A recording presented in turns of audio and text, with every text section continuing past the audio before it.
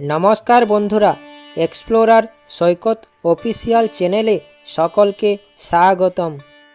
বন্ধুরা, কলিযুগ সম্পর্কে ভগবান শ্রীকৃষ্ণ আমাদের কি বলেছেন ও তিনি কি ভবিষ্যৎবাণী করেছিলেন ও তা কতখানি সত্য হয়েছে এবং এই কলিযুগের পাপের হাত থেকে মুক্তির জন্য কোন উপায়ের কথা তিনি বলে গেছেন, এই সমস্ত কিছু বিষয় এই ভিডিওতে বিস্তারিতভাবে আলোচনা আমি করব। তাই ভিডিওটি সকলে মন দিয়ে শেষ পর্যন্ত দেখুন। আশা করি আপনাদের ভিডিওটি ভালো লাগবে। যদি ভালো লাগে তবে একটি লাইক করবেন ও সকলের সাথে শেয়ার করবেন ও এই রকম ভিডিও দেখতে চ্যানেলটি সাবস্ক্রাইব করে পাশে থাকবেন।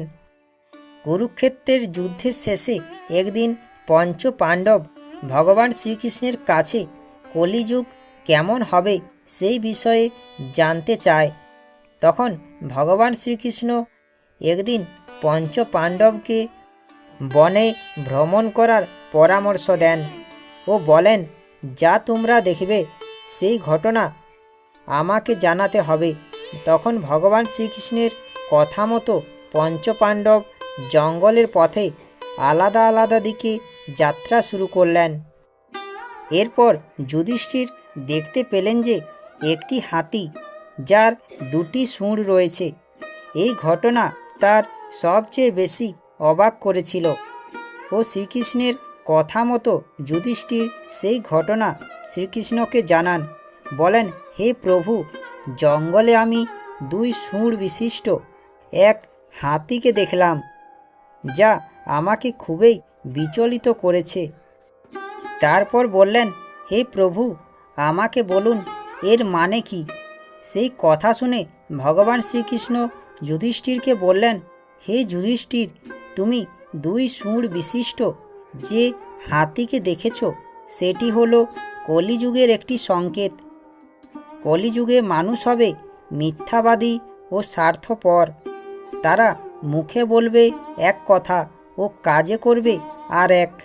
কোনো মানুষ যদি কোনো কথা দেয় তা পালন করবে না, অর্থাৎ প্রতিশ্রুতি আর কাজের মধ্যে কোনো মিল থাকবে না। এরপর ভীম জঙ্গলে ঘুরতে ঘুরতে একটি গরুকে দেখতে পেলেন। তিনি দেখেন যে একটি গরু তার বাছুরকে চেটে চেটে আদর করছে। আপনি বলবেন এটি তো স্বাভাবিক ব্যাপার, কিন্তু তিনি আরও দেখেন যে গরুটি তার বাছুরটিকে এমনভাবে চাটছে যে বাছুরটির গায়ের চামড়া উঠে তার শরীর থেকে রক্ত বের হচ্ছে। এই ঘটনা দেখে সে সঙ্গে সঙ্গে ভগবান শ্রীকৃষ্ণের কাছে গেলেন এবং শ্রীকৃষ্ণকে জিজ্ঞাসা করলেন, হে প্রভু, আমি জঙ্গলে এক এমন ঘটনা দেখেছি যা আমার মন খুবই চঞ্চল হয়ে উঠেছে। শ্রীকৃষ্ণ বলেন, কি ঘটনা? তখন ভীম বলেন, মা গরুটি তার সন্তানকে এমনভাবে চাটছে যে তার চামড়া উঠে তার শরীর থেকে রক্ত বের হচ্ছে। এই ঘটনা শুনে ভগবান শ্রীকৃষ্ণ বলেন, পিতা মাতা তাদের সন্তানদের এমনভাবে স্নেহ করবে, মানে তাদের অন্ধ স্নেহ ও অতিমাত্রায় ভালোবাসা তাদের সন্তানের ক্ষতির কারণ হয়ে উঠবে।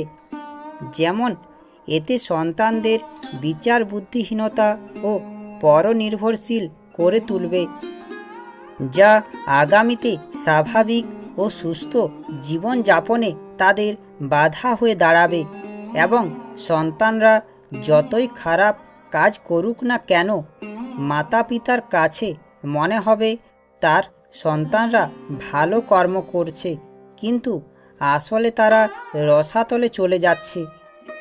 তার জন্য দায়ী থাকবে তাদের অন্ধ স্নেহ।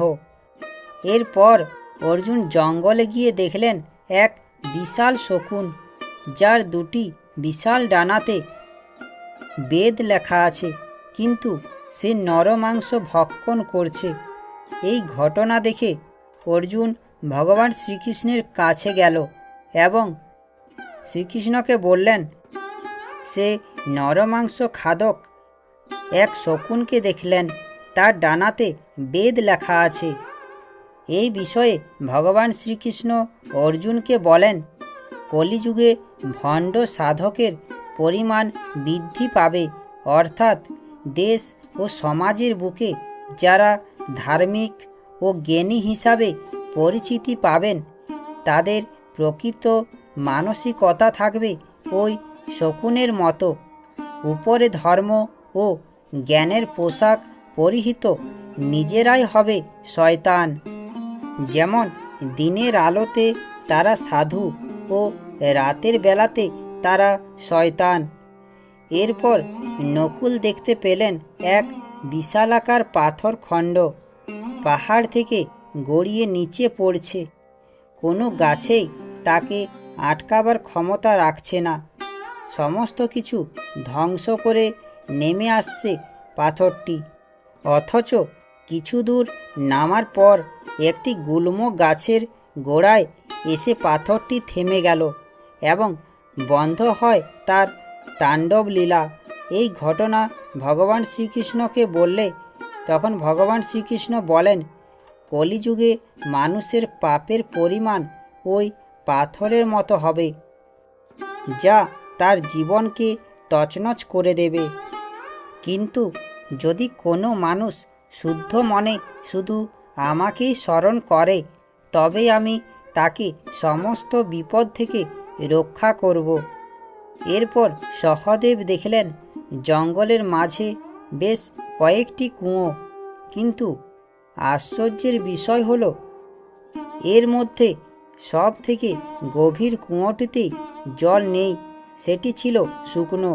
এই ঘটনা দেখে সহদেব ভগবান শ্রীকৃষ্ণকে বলেন ও ভগবান শ্রীকৃষ্ণ তাকে বলেন, কলিযুগে সব চাইতে অর্থশালী ও ক্ষমতাশালীরাই এই সমাজে বেশি শোষণ করবে।